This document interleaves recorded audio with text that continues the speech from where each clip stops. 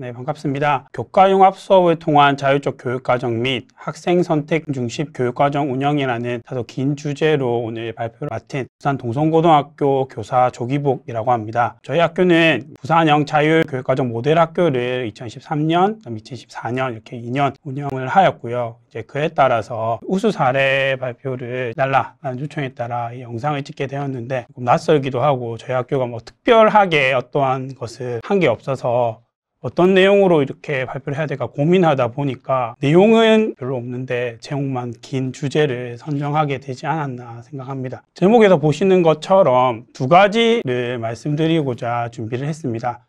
저희 학교가 실질적으로 수업량 유연화 과정에서 운영했던 교과융합 수업을 통한 자율적 교육과정을 운영한 것 한 꼭지, 학생 선택 중심 교육과정 운영은 학생들에게 어떤 과정을 거쳐서 교과를 선택하는 과정을 운영했는지, 다른 것도 화려하게 보이고 좋은 것도 많이 있을 수 있었는데 이 두 가지가 저희 학교에서 운영하는 것들 중에 학생들에게도 그 다음에 이것을 운영하는 교사들에게도 그 다음에 좋게 운영되지 않았나라는 저 나름대로 생각에 이 두 가지를 말씀드리고자 합니다. 먼저 교과융합 수업을 통한 자율적 교육과정 운영에 대해서 말씀드리겠습니다. 큰 특징은 세 가지를 크게 뽑아봤습니다. 이것을 하게 된 이유는 16플러스의 교과융합 수업의 자율적 교육과정 운영, 즉 17단위 중 1회에 대해서 자율적으로 운영할 수 있다는 것에서 어떻게 운영해 볼 것이냐라는 고민에서 시작이 되었고요. 그럼 어떤 것을 할 것인가 라고 했을 때 개별 교과 및 교과융합 자율주제 수업을 운영하고자 했습니다. 수업량 유형화 주간으로 운영하시면서 다양한 프로젝트형 운영하시는 학교도 있겠는데 저희는 첫 운영은 제가 하진 않았지만 제가 올해 부장이 돼서 맡아서 운영했을 때 그걸 그대로 받아서 똑같은 프로그램으로 운영한 이유는 이러한 방식으로 운영이 화려하진 않지만 학생들에게도 도움이 되면서 동시에 선생님들이 운영하기에도 조금 편한 방식이었기 때문이었습니다. 여러 과목이 연계된 융합 수업 주제를 가지고 학생들의 관심 분야 확장 계기를 마련해 주자 라는 취지였고요. 그 다음에 저희 학교가 AI 교과 중점 학교, 그 다음에 AI 선도 학교 운영을 하고 있기 때문에 AI 관련해서 수업을 하는 정보교과라든지 그 다음에 그거를 통해서 연수받았던 내용을 수업에 도입해 주십사 이렇게 요청드린 부분도 있었습니다. 실제적으로 운영한 과정입니다. 일단은 2월 달에 새학기 준비기간이겠죠. 그때 융합수업 과목 협의를 전교사 수업을 통해서 진행합니다. 일단 대원칙은 뒤에서도 한 번 더 얘기하겠지만은 모든 선생님들이 참여해야 한다라는 것이 대원칙이었고요. 선생님들이 짝짓기라고 해야 되나? 서로 자신이 융합수업을 하고 싶은 교과 선생님과 하는 과정을 2월 달에 합니다. 4단위 수업이면은 뭐 4시간, 2단위 수업이면은 2시간을 계획하고 4단위 수업을 2시간 이렇게 나누어서 수업하시는 경우에는 자신이 해당하는 수업 시간 부분만 짜게 되었습니다. 그 다음에 이 관련해서 나온 협의된 내용을 3월에 교육계획서 및 교과운영 진도 계획표에 반영을 하고요. 학기 중에는 관련된 수업을 논의하면서 수업을 진행하게 됩니다. 진행 시기는 3학년과 1, 2학년이 구분되어 있는데요. 3학년은 5월 중에 수업을 실시하고 8월에 그 관련된 생기부 입력을 하였습니다. 당연한 말이겠지만 3학년은 1학기까지의 내용이 대입에 반영되기 때문에 3학년은 1학기 때 이렇게 진행을 하였고요. 1, 2학년은 10월 중에 관련된 수업을 실시하고 관련된 내용은 이제 곧 12월, 1월 이렇게 중에 생기부에 이제 입력하도록 하였습니다. 실시 방침은 학생당 한 가지 융합 과목 내용을 선택해서 개인별 세부 능력 및 특기 사항에 기록한다. 근데 이게 약간 의문이 드실 수도 있는데 1학년 기준으로 말씀드리면은 1학년들은 공통교과들이기 때문에 모든 학생들이 수업을 다 듣게 돼 있습니다. 그래서 1학년 교과 같은 경우에는 융합 수업 진행이 총 7개 짝에서 이루어졌고요. 모두가 그 7개의 융합 수업을 다 들었기 때문에 그 관련 7개 전부를 기록할 수 없기 때문에 그 중에서 자신이 필요한 내용을 선택해서 그 부분만 활동 내용을 좀 더 세분화해서 개인별 세부능력 특기 및 특기사항에 기록을 했고요. 나머지 6개 교과도 융합 수업 자체에 대한 그 수업은 다 진행이 됩니다. 그러면 그 수업들은 내용은 융합된 부분이 아닌 나머지 파트는 각 교과에 해당 부분에서 필요하다면은 교과 세부능력 및 특기사항에 기록하도록 안내를 하였습니다. 그래서 이렇게 수업한 내용에서 학생 개인별 세특 내용은 당연히 교과 수업을 한 교사가 기록을 해주시고요. 그 다음에 그 기록된 내용을 아까 생기부를 쓰게 되는 8월, 12월에 되면은 고교학점제부 담당 교사가 수집을 합니다. 그러니까 모든 이제 그 세특 내용, 수업 교사님이 써준 내용을 제가 받아서 엑셀로 정리해서 그 정리한 내용을 반별로 나누어서 그것을 담임 선생님께 전달해 드리면은 이제 담임 선생님께서 개인별 세특을 이제 나이스에 입력해 주시게 됩니다. 그러니까 이 과정을 거쳐서 실시를 하였습니다. 지금 보시는 거는 실제 예시 과정입니다. 아까 2월 달에 계획이 서고 나면은 교과 진행 운동 계획표에 이것을 반영해야 되는데 실제 올해 작성한 거고요. 10월 달 진행한다. 평가 요소에 수업령 요원화에 따른 학교 자율적 교육과정 운영, 교과 요소형 진행이라고 해서 이렇게 그 꼭지에 대한 내용을 기록할 수 있게끔 하였고요.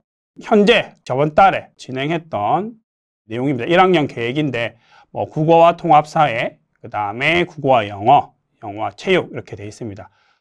국어가 두 개로 나누어진 이유는 국어 4단위 수업을 두 선생님이 두 단위로 나누어서 하시기 때문에 보시면 지금 2시간 수업을 계획하신 것을 볼 수 있습니다. 말씀드렸던 것처럼 모든 선생님이 하셔야 된다라는 게 기본 저희들의 원칙이었기 때문에 모든 선생님이 자신이 수업을 하는 학년 내에서 진행한 것이다 라고 보시면 되겠습니다.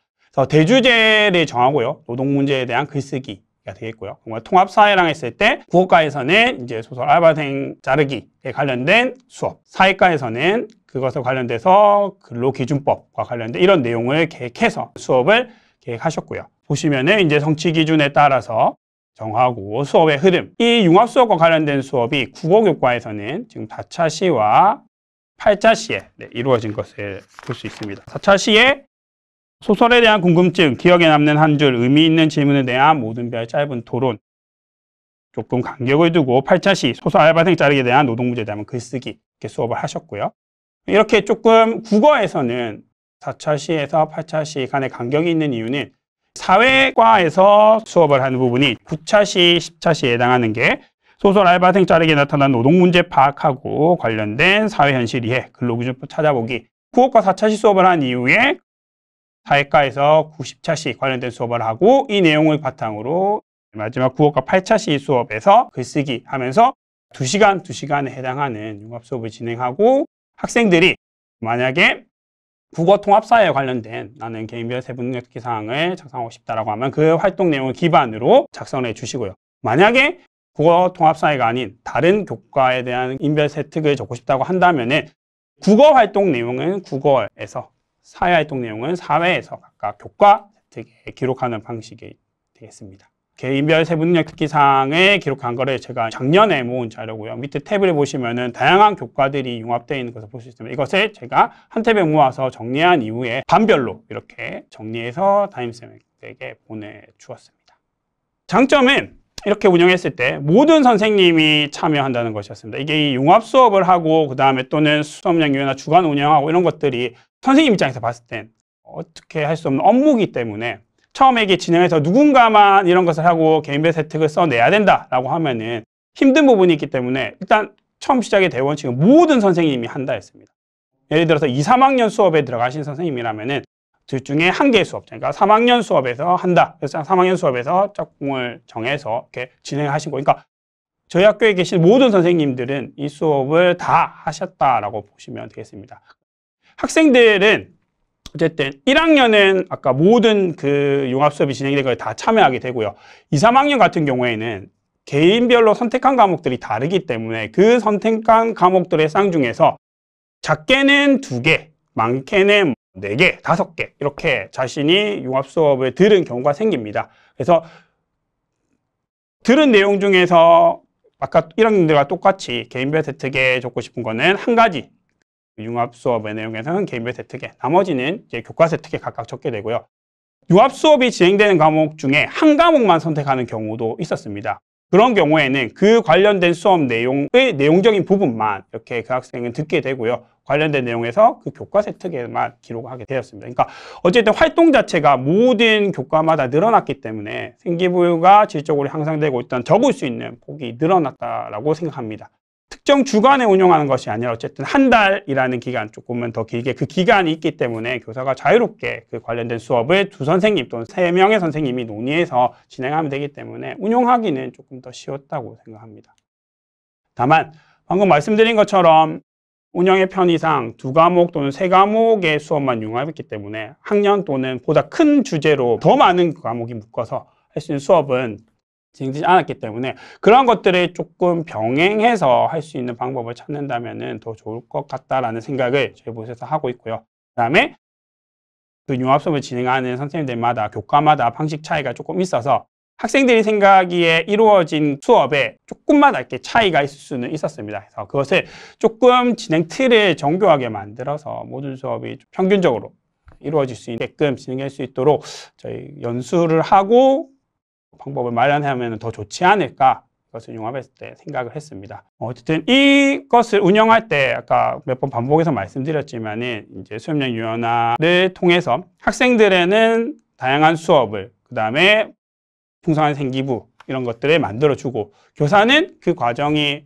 큰 부담이 되지 않았으면 좋겠다라고 생각했는데 모든 선생님이 참여하고 학생들이 개별 혜택을 적겠다라고 하는 것들이 조금 분산되기 때문에 생기부 작성이라는 게 힘든 일인데 그것을 작게는 15명, 많게는 30명 이 사이 안에서 그래도 선생님들이 할 수 있어서 이거를 처음 시작한다고 했을 때 나만 하는 것이 아니라 다 하는 것이다 라는 것이 되어서 모든 선생님이 전혀 그런 거 없이 어려움이나 서로 의상한 일 없이 이렇게 수업이 진행되었다고 생각합니다. 그 다음은 저희 학생선택 중심 교육과정 운영인데 이것은 좀 빠르게 말씀드리겠습니다.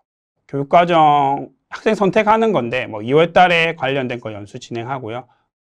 한번 4월 달에 새학기에 따라서 그 교육과정 수정합니다.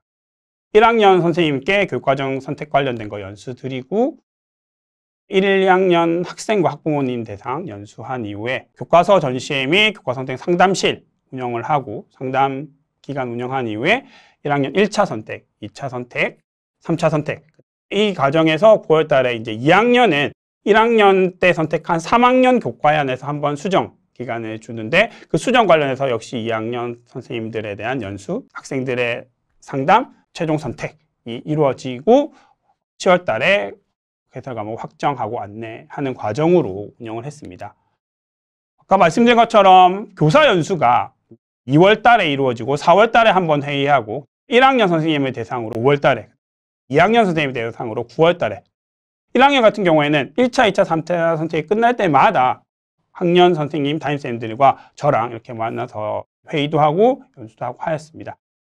학부모와 학생은 5월 달에 이제 크게 교육과정 설명회를 개최해서 학생들에게 이제 4월 달까지 확정된 저희 학교의 교육과정 내용을 전달하였고요.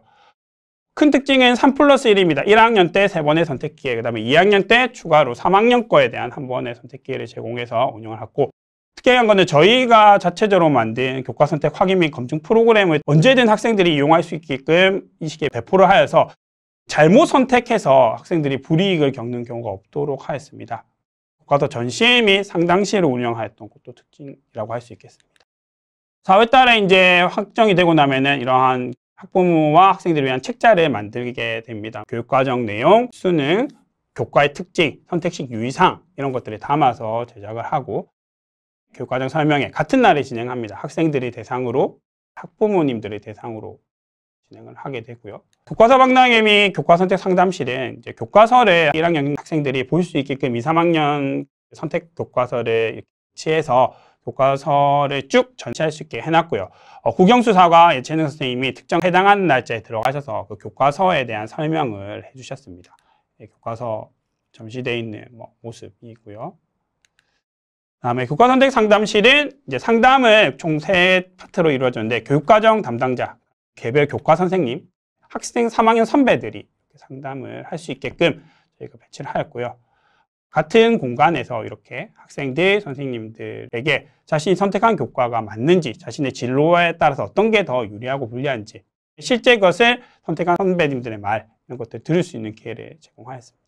이제 이거에 저희 학생 교과 선택 확인 및 검증 프로그램인데요. 이제 작아서 잘 안 보이시겠지만 실제 엑셀 프로그램에서 저희 학교에 개설된 과목들을 선택할 수 있게끔 이렇게 만들어 두었고요. 그러면은 기초교과가 오버되는지, 수학이나 과학 같은 경우에는 위계가 맞는지, 잘못된 교과를 선택하지 않았는지 이런 것들을 오류가 나면 빨간색으로 뜨게끔 만들어서 학생들이 실제 이제 교과정 선택 프로그램에 들어가기 전에 이 엑셀 파일을 통해서 학부모님과 같이 넣어볼 수 있게끔 하였습니다. 이러한 과정으로 하니까 학생들이 교과를 선택할 때 조금 더 다양한 정보를 많이 얻을 수 있었고요. 오류 없이 선택할 수 있었고, 그렇기 때문에 뒤에 이 교육과정에 대해서 애들이 선택한 것에 대해서 큰 민원이나 학생들의 불만사항이 나오지는 않았습니다. 그래서 학생들도, 그다음에 선생님들도 이 과정에 대해서 만족한 것이었기 때문에 간단하게나마 저희가 진행했던 과정에 대해서 설명을 드렸습니다.